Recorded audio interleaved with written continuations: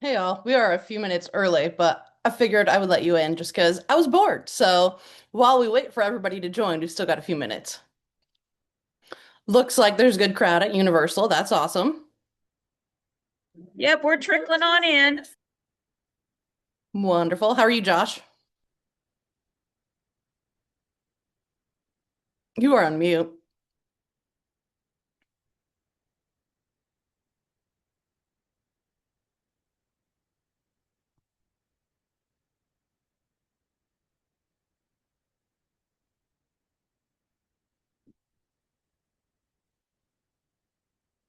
Technology, I tell you what. Nope, still cannot hear you.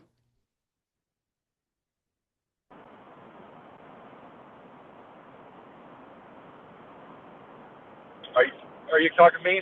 This is Jeff Steinbron. Oh, hey, Jeff. No, I was not, but I was talking to Josh, but I'm glad Oh, to know that is you. okay. Okay. Well, we're on. We've Perfect. gone I will. over 500 miles, and we still How have about about that? 200 to You go. got it, buddy? There you go, Josh. All right, I figured it out. It takes me a while.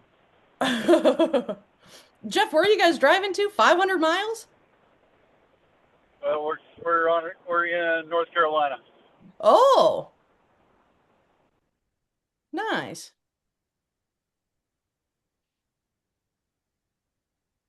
We'll give it about one more minute and then we'll actually officially call this meeting to order.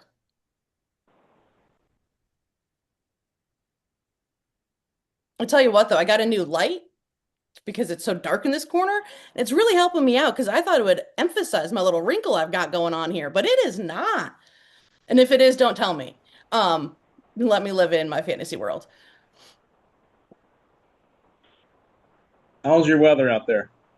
Not too shabby, actually. It's finally warm for the first time in 2 months, but I can't imagine it's going to last long. No, I've got the garage door open today for the first time in about that long, sitting here in my chair, and I can't believe it. But it's going to get cold Yeah. again. I know it will. Okay, well, it is 3 o'clock, so we'll go ahead and get started and we'll let people in as they come. But first, if you haven't been here before, welcome. I am Emma Schmidt with Bold Alliance. I am the director of our Pipeline Fighters Hub, which means I take on a bunch of different fights from across the country of communities that are looking to um, generally stop CCS projects and various other infrastructure projects. But somehow I got involved in Indiana, and here we are. Um, and I don't know if other folks want to introduce themselves. I know Universal, you guys have a lot of people there, so that might take a hot minute. But if we want to just go around the folks on Zoom really quick, and then everybody from Universal can just wave. How's that sound? Josh, you want to introduce yourself quick? Yeah, I'm Josh Luffin from Indiana. I'm attempting to fight the Poet Project across the street in the background. Well, I guess you can't see it right now, but that's what I'm here for. So, Amazing.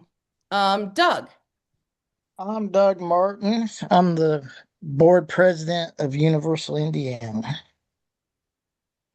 perfect. Cheryl?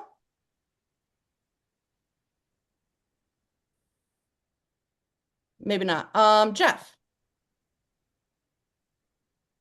I know y'all are driving, so if you can't come off mute to introduce yourselves, that's fine. Oh, hey, Cheryl. Hey, Cheryl Ross, Wabash, Indiana. Beautiful. And then Michelle. Michelle Hoffman, Wheatfield, Indiana. Perfect. And then everybody from Universal, please wave, tap dance. There we go. That works. Perfect. All right, we are all here. We can get Yeah. started. Can I say hi to Michelle? I've never met her, but I've talked to her on the phone. I'm Susan, Michelle. I love it. All right. I wanted to kick this meeting off with a couple report backs because I know there was a Cracker Barrel and there was a dinner the other night. And so I don't know if Susan, Janet, Whitney, one of y'all want to give us a quick report back on what's been happening the last couple days as far as events go. There was quite a few of us that went. We called them out on every bill and every vote they made. I think they were squirming in their seats. Even if we don't get anything changed, it surely let the audience know. There was a gasp in the room when they heard some of the information that we shared. we did have a chance to talk with them about some bills that are currently like HB 1368 is currently going to the Senate. So we talked to our senator about that one. And then we talked to the representatives about the SB 7. I have a feeling they say the SB 7 bill is going to be killed because it's back with Solid A. So they said there's a good chance that's never going to get out. The 1368, there's a lot of pressure on them over there right now because they want that passed. But they've also said there was a lot of people pushing back, and it was all the emails and stuff. So I don't know what's going to happen, but it's always well worth, the thing to go. Because if nothing else, you let the audience know what's truly going on because they don't keep up on everything. It's hard anyway, right? So, yeah, we let them know that one of the bills was changed and it was exempting the company, our company again. And then they let them know that there was $20,000 involved with that. And of course, the people in the audience were just, I mean, they could not believe it. So it got them riled up and we had a few people wanting to join the group. And so, yeah, and we got telephone numbers, people's wanting to get in contact with us. So it always helps.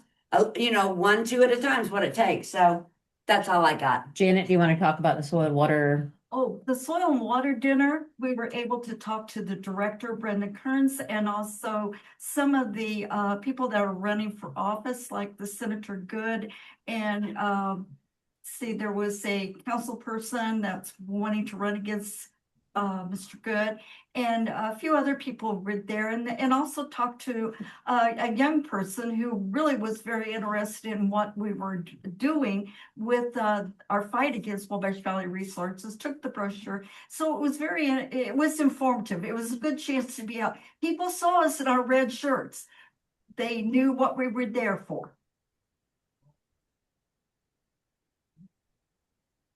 I am muted. The real question is, how was the dinner, Janet? Was it good food? It's good with Rick's always. He does a great Awesome. I love it. Sounds like some really good events and just opportunities to get in front of people never hurts. Any other events that have happened that aren't on our radar? Anything cool? Anything upcoming that we should be aware of? I know if you go to nocarbonpipeline.com/events, we do have a calendar of a few different upcoming events. But Susan, it looks like you are jumping up to say something. Yeah, I got a couple of things. Tomorrow night, we are going to the NAACP. We were asked, we told them we haven't ditched them. We've just been busy with things. So we're going to go there tomorrow night. It's at the Vigo County History Center. 5:30. They're always good people. They're always in our fight. And so we go to support them also. And then I've also been invited to, it's called a listening session. It's the Illinois EPA. I work with the Eco Justice Group in Illinois. They're having a listening session and they wanted me to chime in on these listening sessions for the EPA. And it's just because we're neighbors, we're neighbor states. What they do affects us, what we do affects them. And I just got word, her name's Julie Fodstick, and she's from Illinois. We've been working together on pressure fronts and plume movements and stuff. But we've been also talking to a guy who's a researcher at Lawrence Berkeley. And so we've been talking to him. He's going to join our call too. And so he knows a lot about CCS. He's been studying it for years and years. And he's very concerned about regional pressure fronts and he's a hydrologist too. So how the water moves and so how that's all going to interplay, right? So I will be anxious to hear him speak to the Illinois EPA also. So what's the date on that? Well, it is the last week of February. I got 2 listening sessions. I got one Monday with Pam, which I think what is that date? The 24th, 3rd? One of them's the 23rd, one of them's the 26th. And then I got one with Julie and his name's Jens Bergschrift or it's an odd name because he's like from Switzerland, I think originally. But anyway, he's going to be joining that one with me and Julie. So yeah, you have to be invite only. I don't know why, but I said if I'm invited, I'm going. And so anyway, yeah, we'll just have to see how that goes. Awesome. Yeah, we'll definitely be excited to hear the report back from that next meeting. Cool. Any other events coming up that we should all be aware of? I know there's a couple Earth Day events, but that's not coming up till April, so we'll talk about those next month. How about with that? I know there's a lot going on with the legislative session. The session ends somewhere around like March 12th, so we're like halfway through at this point. Thank God, because I think if it lasted much longer, all of us would probably need like a lobotomy. At least I know I would. So I wanted to pass it over to Jeff, who has been on the ground, been up at the Capitol a lot to see what he could tell us about what he's seeing, hearing, all that good stuff. I know he's driving right now, so we'll give him a second to come off mute. There we go. Okay, I'm We on can hear the you. House Bill 1368. It's on the agenda for tomorrow as a third reading. So there is a possibility that that will go to vote tomorrow. And the session starts at 1:30 in the afternoon. So we still need everybody to email and contact every senator in the Indiana Senate. Can you explain what Make sure that they 1368 understand is? 1368 is labeled as carbon. It is actually requesting primacy from EPA so that the DNR can have authority over approving applications for the Class 6 CCS carbon dioxide injection wells. So that needs to not happen. So we need to make sure that we're staying on top of that. I'm going to be in North Carolina this week, so I won't be able to be up there. So make sure that you contact Good and Spencer Deary to make sure that they're talking to all the people in the caucus, because they can crush this thing in the caucus. They need to make sure that Senator Cook knows that this is a bad idea and not just follow whatever Soliday says. So this is a tipping point right here, because they're going to increase the speed at which they can have injection wells. So that's going on in the Senate, and all the other four bills are effectively killed at this point. Because if they haven't gone for a hearing, like the Senate Bill 7, which is you can't put carbon dioxide across county lines without the other county having a vote. So everybody should have a vote on that for the local control of this thing. So other things that we're working on is getting methanol as an energy dominant position for Indiana, because there's a lot of people we can convince for that, and it's using these almost pure streams from ethanol plants. Once again, that engineering has been happening for the last 20 years and is finally ready to scale up to industrial scale. So it'll take a little bit to be able to do the engineering to hook it up to that carbon monoxide shift reaction for them to build the hydrogen for the hydrogen energy. So also sent up Tim Yoakum's letter to Energy, to Secretary Chris Wright, so that we can stop the CCS. We're also trying to get a hold of Lee Zeldin so that he does not approve the transfer of primacy over to the DNR for the state of Indiana. So we're working it from both ways. If we can convince both Lee Zeldin and Chris Wright, we should be able to stop all CCS in the United States. What is your impression of like what's your impression of like the party line split right now? Like, do we have more Democrats than Republicans, more Republicans than Democrats on 1368 for defeating it? Or, I mean, is there any particular? Yeah, I don't think there is a particular party line on this. It's good. It's a bad idea.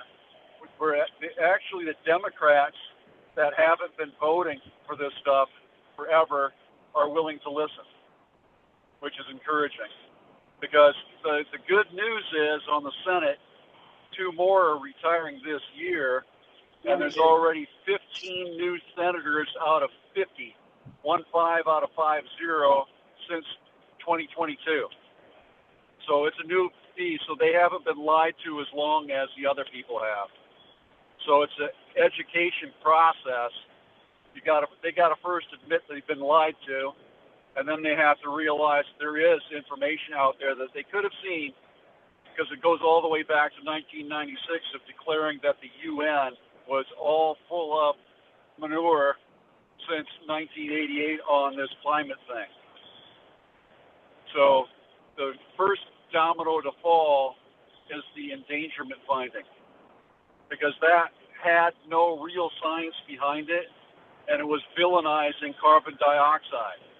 And all the farmers that are sitting in that room right now know that carbon dioxide is the real fertilizer for all the crops that grow, because it's fundamental to photosynthesis.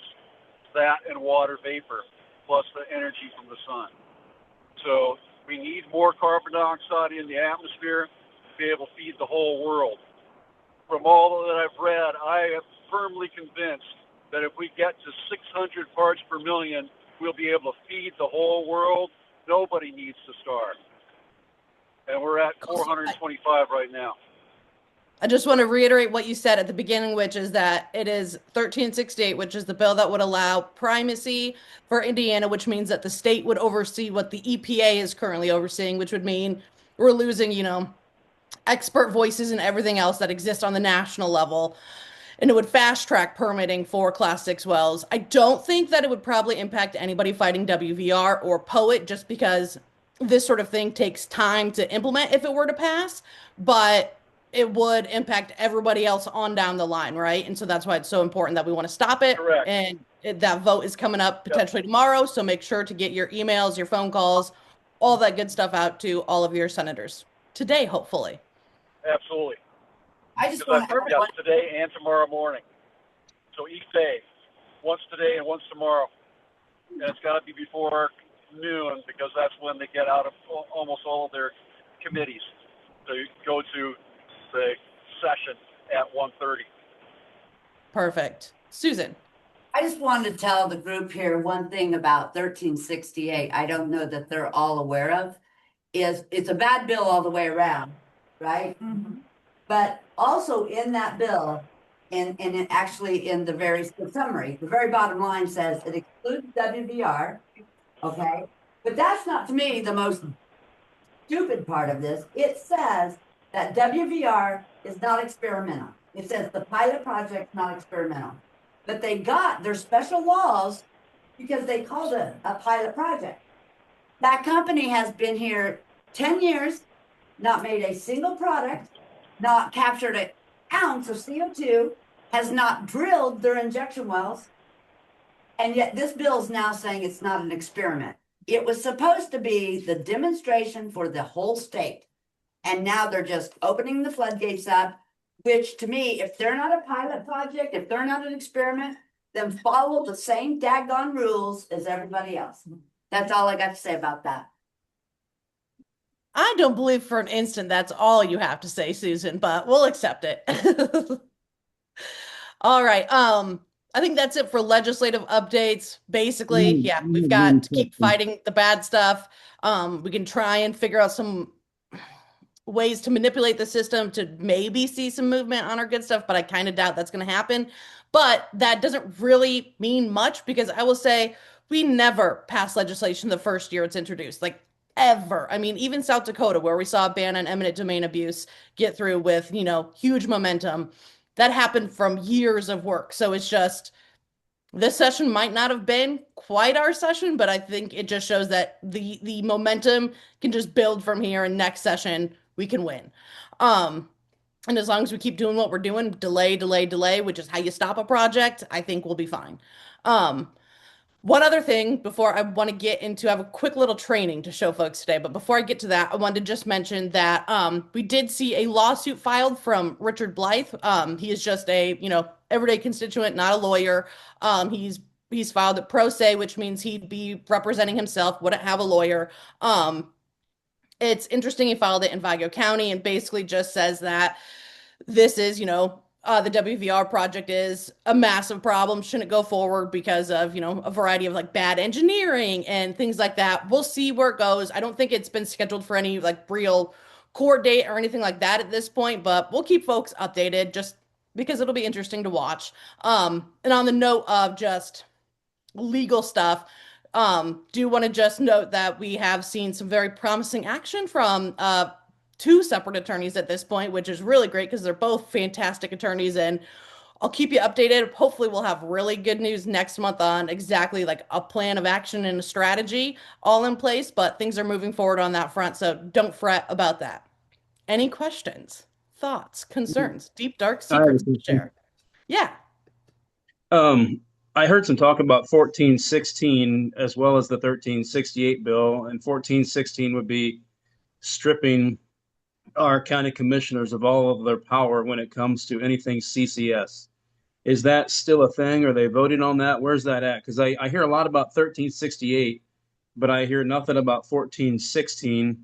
And I've been trying to tell people to tell them 1416 is bad, just like 1368. But Yeah. I don't know where that's at in the midst of things.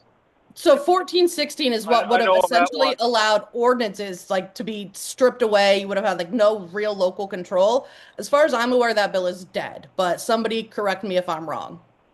No, Emma, I You're agree. correct. The I've been looking at it for a while too. 1416 is listed as inactive on the House bill list. What exactly does that mean? It means we successfully It's stopped it. inactive, which means Okay, it's not, 'cause I'm it's not reading being it, called I up don't know for a lot a about look. this. It's done. Yep. Okay, So that right there is a major win because if that had passed, that is. It is. we would have been in big trouble. Because, I mean, that right now, the local power is what stops these projects. And if they had been able to ram that through, I would have been crying. And when I cried, that means it's time for you all to cry. So it is like a major win to have that not moving forward. Oh, thank God. Yep. I mean, stay on guard because you never know when things will be brought back up. Would not be surprised to see it again next legislative session. But at least for now, whew, we can don't have to worry about that one. Okay. Any other questions? Commissioner can do something now? What was that? Does this mean our commissioners can do something now? Exactly. Yeah, well, I mean, they at least retained the power they did have, or they do have, which is major. I mean, and I know a lot of commissioners will say, oh, we can't do anything, our hands are tied. Don't believe them. There are things that they absolutely can do and should be doing. So can we And- take a second really quickly and just clarify the difference between that bill and the laws for Wabash Valley Resources, just for a second? So that bill in particular, Donnie, would have said that no county commissioner across the state of Indiana could put stuff in place for their counties at all, for anything. And that's why that was so dangerous. But that doesn't change the laws surrounding the limitations that they've put on our commissioners for Wabash Valley Resources. And what Emma's saying is there's stuff that they still can do that's outside of those limitations, but they just aren't doing it right now. Does that about sum it up, Emma?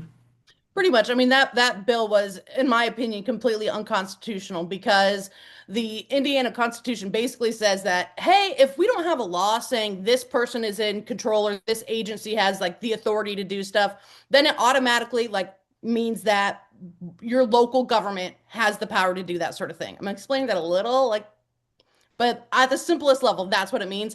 And this would have taken basically that constitutional right away. And so yeah, now our commissioners are free to maybe not do everything that we would like to see them do, but they at least have the ability to try in a lot of instances. Does that make sense? Hearing no complaints, I'm going to say yes, or at least pretend so. All right. So for the last half of this meeting, I wanted to go over a letter to the editor training just because I saw some really good LTEs coming out of Indiana lately, and I know a lot of y'all are already brilliant at writing letters to the editor, but I thought a nice little refresher would be helpful and hopefully encourage a few more folks to get letters to the editor out there because that is, as we'll see, one of the most like easy and efficient ways of putting pressure on people to take action. So I'm going to share my screen here. Let me know if you can see, can you all see the PowerPoint? I cannot see you. So somebody please come off mute and say, yes, we can see that PowerPoint. Yep, If you're not- good. Perfect. All right. So we are going to start with the basics here of what is a letter to the editor. Simply put, it's a short statement that you submit to a newspaper that voices your opinion on a matter, or at least newspapers are kind of the most common place to submit an LT, but there are other publications from church newsletters to online blogs to magazines that will also accept letters to the editor. And like I said, they're a relatively easy way to bring attention to an issue, which is why we're talking about them today. We want to bring attention to the fact that these projects wouldn't benefit everyday people. And in shining a light on this issue, we hope that our leaders actually do something about it, right? And if nothing else, at least by putting this out in the media, we can make these companies' investors a little antsy when they see all this public opposition. LTEs are printed in the opinion section of the newspaper, which is one of the most widely read sections of any newspaper. Unfortunately, I will say it is not the #1 most read section. That title goes to the obituaries, which, I mean, it would be great to land a spot in the most read section in the obituaries, but getting our views published there, I think, would probably require some awkward conversations. So we will settle for getting our letters to the editor into the opinion section. So just to recap really quickly, a letter to the editor is a short opinion piece that you submit to a publication sharing your opinion on a subject. And now that we have that little bit of knowledge tucked away in our brains, let's talk about why they actually matter. So like I said, there's a whole gaggle of reasons for why people write letters to the editor, but I've condensed it down to 4 main points. First up, letters to the editor are a mighty fine way to persuade people to agree with your opinion. As the saying goes, everybody is entitled to my opinion. At least that's how the saying should go, in my professional opinion. But just by writing a simple letter to the editor, you can help shape the public dialogue and sway public perceptions around the carbon capture grift, or any issue, really. My first experience actually with a letter to the editor was way back in the mid-2000s when I was just a young thing, and a lady here in my town utilized the opinion section to call out her philandering husband. I am still flabbergasted that the paper actually published it, but frankly, more than that, I'm grateful because that is the type of content that my nosy, gossiping heart desires to see. Next up, LTEs can inform the public. We need to constantly be growing the number of people that are opposed to these projects if we want to win, right? Which means that we need to reach people who don't know what's going on. And like we saw with like Susan sharing about the Cracker Barrel, like getting out there in front of people is a great way to do it. Just go into events, that sort of thing. But for folks that are a bit more shy, letters to the editor are another excellent way of doing so. Your letter to the editor can share information, it can combat industry lies, and it can encourage new people to get involved. And it can also be a catalyst for community dialogue. In fact, in another example from my hometown, letter to the editor spurred one of the finest discussions my town has ever seen, in my opinion, when a resident wrote a letter to the editor criticizing the decision to cut down a tree in order to build our one and only grocery store. That LTE absolutely dominated conversations around town for at least a month. I mean, everywhere we went, you went to Casey's, you went out to dinner, people were talking about this letter to the editor. And in fact, probably another dozen letters to the editor were written in response to that LTE. Unfortunately, while the author of the original LTE that was complaining about the tree getting cut down, did an excellent job of prompting a discussion, he didn't do quite so well at actually persuading people to agree with his opinion. Most of the LTEs were written in response were pretty quick to point out that the tree was already dead when they cut it down, which did kind of take the fire out from underneath the author's argument, but nevertheless, it got people talking, which is exactly what an effective LTE can and should do. And finally, LTEs are influential and a free way to get to elected officials, to decision makers, and the media. So they're all paying attention to the issue that we want them to pay attention to. All of these groups, elected officials, decision makers, media, they all pay attention to the opinion section of the newspapers to see what their constituents or their readers are concerned about or interested in. Even our members of Congress, they have staff whose responsibility it is to just read LTEs and op-eds that are published in their district newspapers in order to keep an eye on, the top issues that their constituents are caring about. An LTE can catch the eye of those in powers and actually push them to take action on an issue. And the same goes for the media. If they see that there are just a ton of letter to the editor submissions on a certain topic, they know it's something that people want to hear about, so they're more likely to cover it closely. And that is why letters to the editor are so important, because not only is your voice being heard, but it can just have this massive ripple effect. And so now I'm sure you're wondering, how do you actually make an impact with an LTE? I am so glad you asked, and I am here to give you that answer. We have a pretty simple formula, if I can get to the next slide, maybe. Oh, okay. A pretty simple formula for writing an effective letter to the editor. So in just another 4 easy steps, you can win friends and influence people. Before I go over those steps, though, I do just want to briefly discuss the length of the letter to the editor. These bad boys are short, usually around 250 to 300 words. So your goal is to make a strong impression quickly, focusing on kind of quality over quantity. Your paper will typically have guidelines on the word count, so be sure to check in on that limit before you start writing. If you can't fit what you have to say in, that pretty limited amount of words, you can always try submitting it as an op-ed instead. So op-eds and letters to the editor are fairly similar. They're both, focused on sharing an opinion, but the main difference is that op-eds are usually longer. You can usually get at least 500 words into an op-ed, and they are typically harder to get published. Most larger papers expect you to have some sort of credentials, I would say, or expertise on an issue before they'll publish an op-ed, which is not the case with letters to the editor. And also, not every paper does accept op-eds. A lot do, and so it's just, in general, we recommend keeping it concise and submitting it as a letter to the editor if you can, because that's the easier route. But if you're like me and you have a lot to say, you can always try going for an op-ed and really getting in depth there.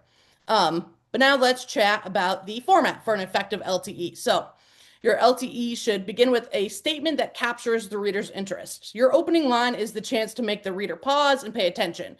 So you want to compare it to the headline of a news article. You want something short, snappy, engaging. You might reference some sort of startling statistic or pose a provocative question.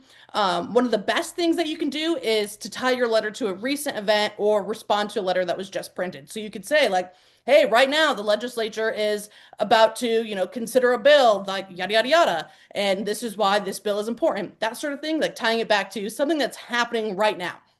That ups your odds of actually getting it published. And we will actually take a look at some real life examples of that.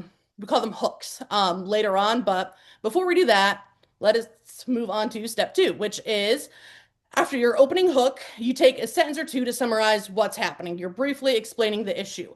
Like we discussed earlier, not everyone is paying attention or aware of what's going on. We have to constantly be bringing new people in.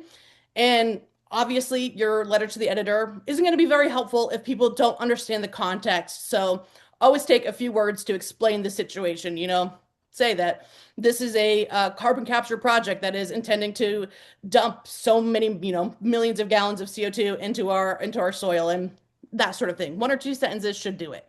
And then from there, you just share why you feel strongly about the issue. I mean, there are a million, if not a billion trillion reasons to be opposed to these projects: property rights, safety risks, corporate power, the environment, whatever you want, right? On and on and on. But since we're working with limited space, it's usually better to focus on just 1 or 2 specific concerns. And what we saw from polling in Indiana is that what resonates the most with people is property rights and the safety risks. So I would always encourage any LTEs to kind of hone in on those 2 topics. But then once you know what you want to talk about, it's time to figure out how you actually communicate it. One successful method is to just illustrate the issue through telling a personal story.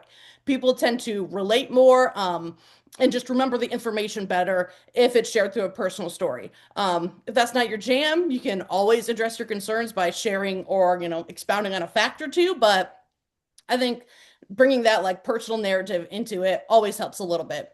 And then you wrap it all up, right? You always try to end your letter to the editor with some sort of call to action. Hopefully, people read your letter to the editor and they want to do something about the issues that you raised. So give them some sort of task. Call on them to write to legislators or show up to a meeting, call out a decision maker and demand they take action. Utilize kind of whatever action makes sense in the moment, even if it's just, sharing a way to learn more about the issue. Whatever it is, you always want to try and end your letter to the editor with a next step so people can get engaged and get involved.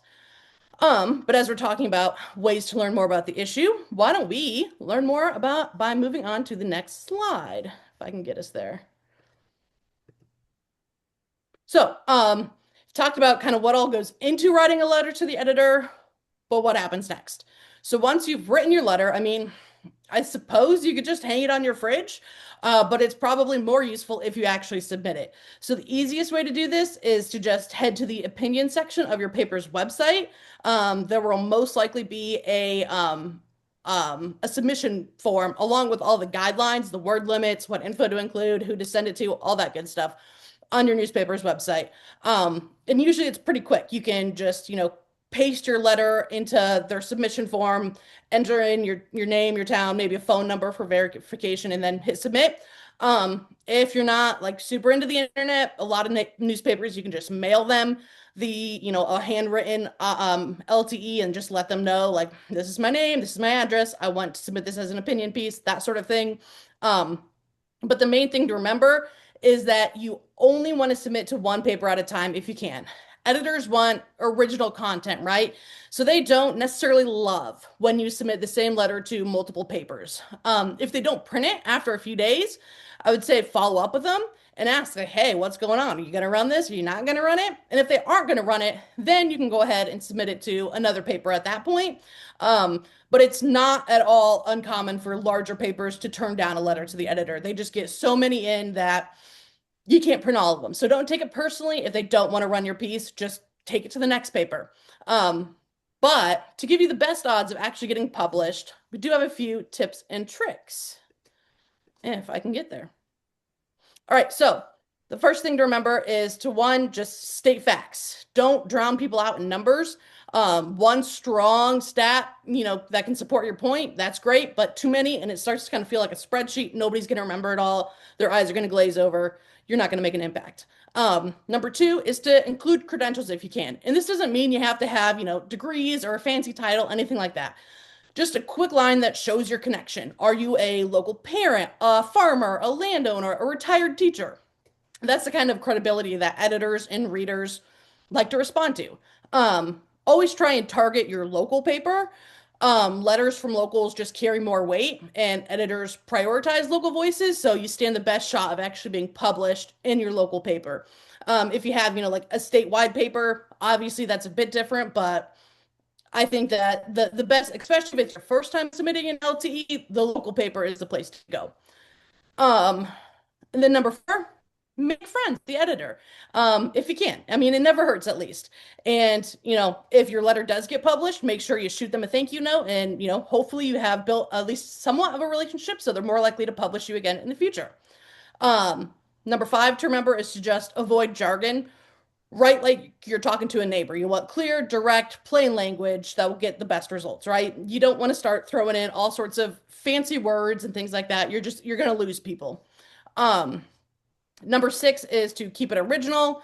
You want your letter to be authentic. You are sharing your own personal opinion after all, right? So make sure that that's what you're doing. Keep it authentic, keep it real. And then the last one, 7, follow up. Like we just went over, it's totally okay to check in. If you haven't seen your letter published, follow up with a thank you note. If they do publish it, start, establishing that helpful relationship. And then last but not least, let's take a look at a few examples of effective letters to the editor. So in this one, I think this is from South Dakota, actually. I should have changed the examples out, but I think this is a good example because it starts off with a good hook, right? I'm a simple farmer. I'm not a protester. I'm not an activist, not even much of a writer. I guess sometimes you're forced to be things that we are not. To me, at least, I think that's interesting and it makes me want to keep reading more. And then, like you said, it provides those credentials, right, on top of being an interesting hook. Then the author goes on to build connections by sharing his personal thoughts, and it continues to explain the issue and why he cares about it. So there's that personal, connection that we were talking about. And then he calls on investors and elected officials to take action and wraps it up by stating that he won't be signing an easement, and hopefully other people won't too. So there could be a stronger call to action at the very end, I would say. But overall, it is a very powerful letter. And I lied. This is definitely from Iowa because Absolute Energy is in Iowa, not South Dakota. But this next one is one of my favorite examples of a letter to the editor because it starts off with a really good hook by mentioning Paul Harvey. He creates just a connection that a lot of readers probably share and sets up a theme of telling the rest of the story, which the author just circles back to at the end and throughout. So growing up, I enjoyed listening to Paul Harvey's radio program, The Rest of the Story. To see the whole picture, this is my take on the rest of the story on carbon capture. Great intro. Absolutely love it. Have not seen anybody else do something like this, and so I just thought it was really unique. And now, I know I said earlier that you don't want to drown your audience in facts and statistics and figures and all that, but this is one example where I think it's actually done right. The bulk of the LTE is focused on just providing data and figures, but it's done in a way that kind of breaks it all up so it's not quite so overwhelming. Now, I will say I highly doubt that readers are going to remember all of the stats he included, but he covers such a wide variety of issues that there's a little something for everyone, and odds are at least one of the facts that he provides are going to stick with people. So, and then he pulls it all together by encouraging people to continue learning the rest of the story and gives them a place to do so, and urges further action by suggesting that they contact their elected officials. So that is like a perfect call to action. All in all, I would say, A+ letter to the editor. And then on our last slide here, I want to just go over some messaging basics, right? So one of the things to remember is that it takes what we say touches. So 7 touches to truly influence people. So if, just in passing, somebody hears about a CO2 project, they're probably not going to remember it. They have to hear it 7 times, and usually like 7 times in the negative sense so that they start, joining our cause and being in opposition to it. So 7 times, that can be, a letter to the editor, a conversation with a, friend or family member. It can also just be a billboard or a yard sign, but 7 touches to truly influence people. So that's a lot, right? Like 7 touches for one person is a lot. And then you think about how we need to get hundreds and thousands of people engaged, but we're already well on our way there with a lot of folks, I think. Like I've seen all the yard signs y'all have in Indiana, and it is amazing. So 7 touches to truly influence people. And you really want to, in all of your conversations, not just in letters to the editor, but when you're talking with legislators and when you're posting on social media, you want to develop certain themes, right? So like I will, these are just a couple examples, but themes of corruption. People hate corruption. It doesn't matter, whether you're rural, urban, Republican or Democrat, young or old. Corruption is just automatically viewed as a negative, and that gets people going and ready to fight, right? Themes of common sense. Like this is common sense that this is a terrible idea. Like you can just look at it and see this is not good for our community. And then the whole like David versus Goliath. We really focused on this one. Well, we focused on all of these in South Dakota, but I like this last one in South Dakota because we really hammered in on it. And I think it's what helped us win because like people root for the underdog. And so this idea of, we are just, everyday people up against this multi-billion-dollar out-of-state corporation that has all of this power with elected officials and the government and everything else. Like it made people root for us, and that's how we ended up getting votes on our side, and we were able to kick people out of office and everything else. So all of those are like really consistent themes that we've seen work. I'm not saying that's all the themes. There's plenty of other ones, but I will say those 3 we know for sure are winners. And then you also want to control the narrative, right? Like these companies, they come into every community and they start throwing around like language that sounds positive. And so we just have to take what they're saying and spin it a little bit, and it changes the whole dynamic of the situation, right? So you want to like instead of saying you're like a carbon capture and sequestration project, call it a CO2 dump, call it a geological landfill. I mean, those like negative connotations make a difference. You really, really want to avoid inevitable wording. So instead of saying this project wants to, or instead of saying this project will do this, or this is going to happen, you want to say this project wants to, or this project would, because that is like clearly saying that like this is only what they want to do. It's not what's going to happen. And that's what I firmly believe is the case with all of these projects. Like they come into all of these communities and say, basically say the cake is already baked. We're going to get our way. This project is going through. And a lot of times, like we do it just subconsciously, like we support that narrative by saying, this project will do this. Don't let that happen. And I know it's like a hard one to try and control, but it makes a huge difference at the end of the day, even subconsciously, by pointing out that like they say this is going to happen, but we're going to stop them.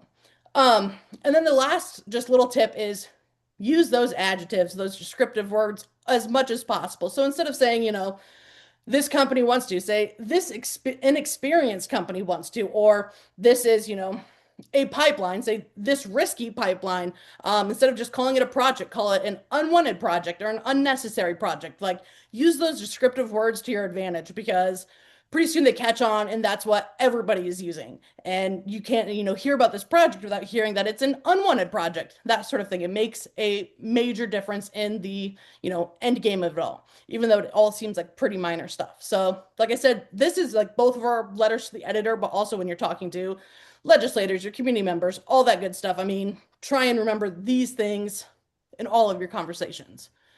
And that is all I have for this presentation, but I don't know if there are questions, comments, interesting thoughts. Let me know.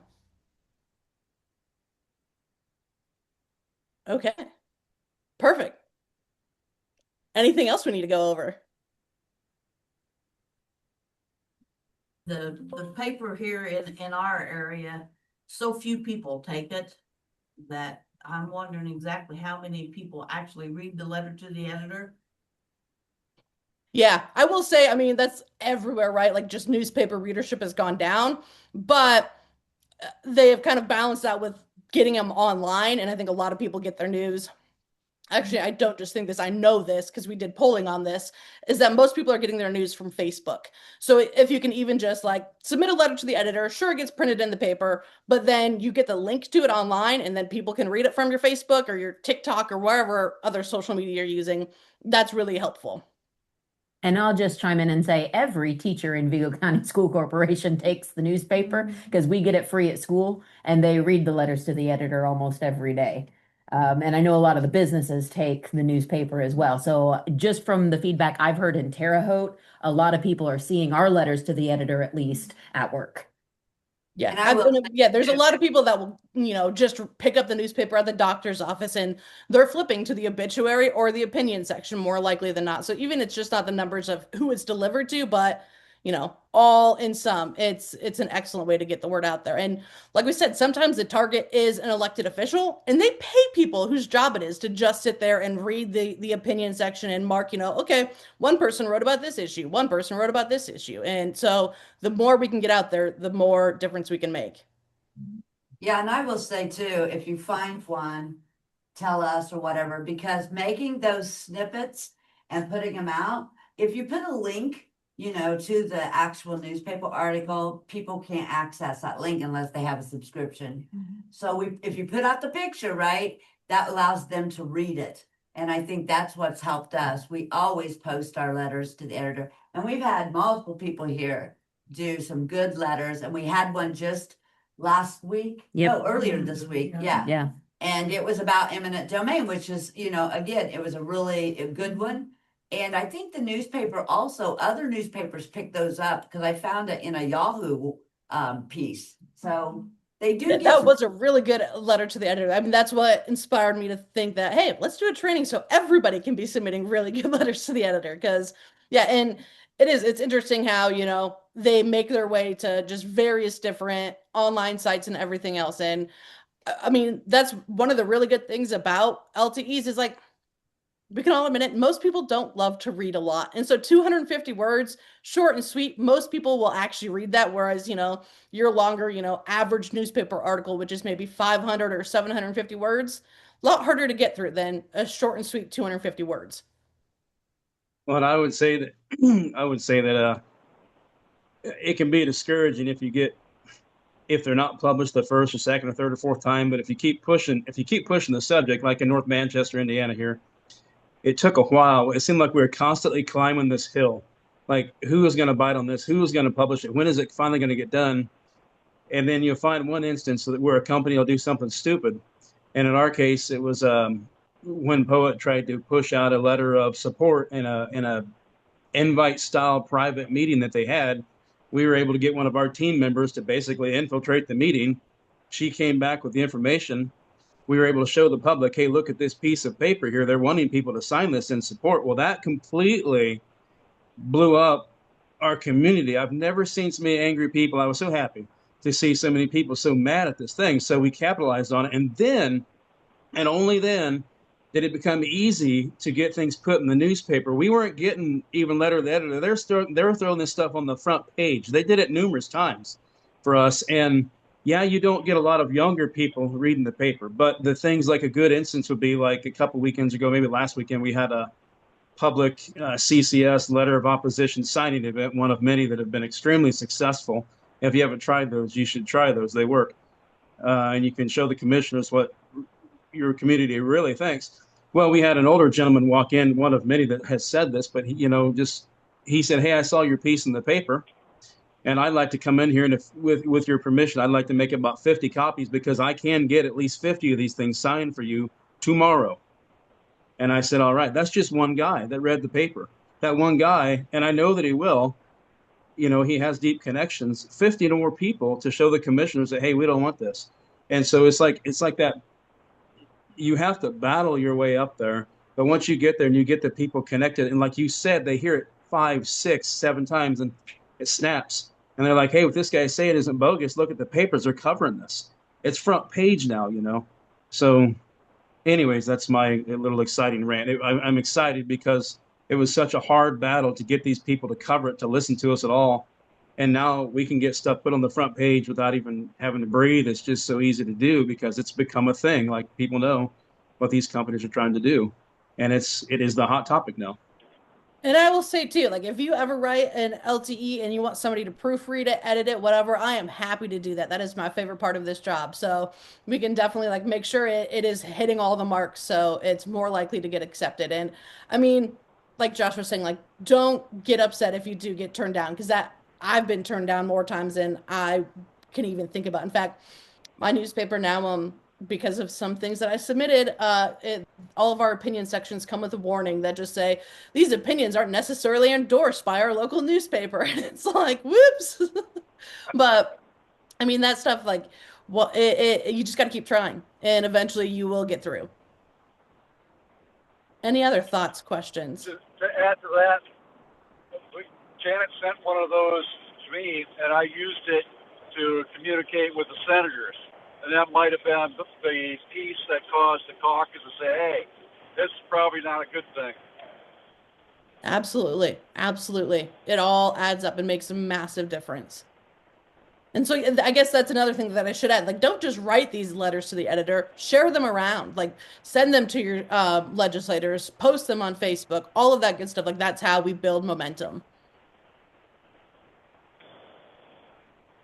Cool. That's all I had for today. So I don't know if anybody else has any thoughts, questions, things to get out there. Have any of you seen that Poet has now partnered with NASCAR to produce all of their zero carbon fuel going forward? I thought that was very interesting because one of the main reasons they want to bury this trash under my home is so they can make zero carbon fuel. But right now they make zero carbon fuel and they do it on a large scale. A large scale, you can pump this in your car. They say so in at least 3 different videos now on their own website.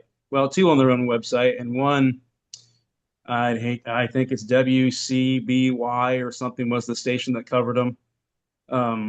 And yeah, they're really proud of this zero carbon fuel that they can produce, and they do produce it without any CCS being needed at all. I just thought that was really interesting that they're able to do this and they don't need CCS to do it. That reminds me, Josh, I should connect you with, I happen to know a guy that used to work on the carbon systems at a Poet plant here in Iowa, and he is adamantly against these projects. And so I should connect the 2 of you. I'm sure he could have some very useful information for you. I actually emailed, I found out that NASCAR is owned by International Motorsports Center out of Daytona, Florida, and I found their email. So I emailed them a long, lengthy, detailed email letting them know what Poet is putting literally every community that they operate out of through with the CCS. And I reiterated that they might want to be really careful who they partner with, because I've seen partnerships recently destroy companies' profits, and that I don't know that they understand who they're really partnering with. And I thought, what's the harm? If I don't send it, they'll never see it. If I do send it, they might see it. I'm going to send it. So I don't know. It might be a good idea for people to email that same place I did and put pressure on them to try to break up their partnership a little bit. That's just the way I think though at 4 a.m. So I think that's an excellent example. And too, like, it's just, you got to hit at what they care about, which is the profits, right? Like you mentioned, you're going to decrease your profits if you partner with these terrible people. And we'll get action. I mean, if enough people do it. Awesome. Well, it was great to see folks from across the state. Appreciate everybody taking their time. If you have anything else you need, don't hesitate to reach out. Otherwise, we'll plan on the next second Sunday of March. Sound like a plan? yep. Have a good day. Alrighty. Thank you all. Bye. Bye.